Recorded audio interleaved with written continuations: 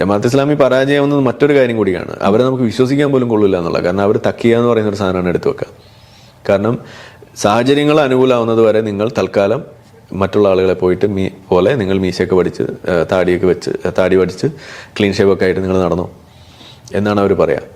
അപ്പോൾ അവരെ കണ്ടാൽ നിങ്ങൾക്ക് നല്ല വൈറ്റ് കോളറായിട്ട് തോന്നും. പക്ഷെ അവരാണ് ഇതിലെ ഡേഞ്ചർ. ഇതാണ് നമ്മൾ പറയുന്നത്. ജമാഅത്ത് ഇസ്ലാമിയൊക്കെ ബാൻ ചെയ്യണം നമ്മൾ പറയുന്നതാണ്. സലഫി ദഅവ ഇൻഫ്ലുവൻസ് ഇവിടെ പ്രശ്നമാവുന്ന അവിടെയാണ്. ഈ ദഅവ എന്ന് പറയുന്ന പരിപാടി പോലും ഈ സമസ്ത ചെയ്യാറില്ല, അല്ലെങ്കിൽ ഇവിടുത്തെ പാരമ്പര്യ സുന്നികൾ എന്ന് പറയുന്ന ആളുകൾ ചെയ്യാറില്ല. അപ്പം ഞാൻ പറയുന്നത്, നബിദിനം ആഘോഷിക്കുന്ന ആ ഒരു ഗ്രൂപ്പ്, ഒരു വലിയ ഗ്രൂപ്പ്, ഒരു മുസ്ലിം ജനത ഇവിടെ ഉണ്ട്. അവർ ഇന്ത്യനൈസ് ചെയ്യപ്പെട്ടിട്ടുള്ള, ഡെമോക്രറ്റൈസ് ചെയ്യപ്പെട്ടിട്ടുള്ള കുറെ മുസ്ലിങ്ങളാണ്. അവരെയും കൂടിയാണ് ഇവർ കൊലക്ക് കൊടുക്കുന്നത്. അപ്പോൾ അവരായിരുന്നു ഇവിടുത്തെ മെജോറിറ്റി എന്നുണ്ടെങ്കിൽ നമുക്കൊന്നും റോളില്ല.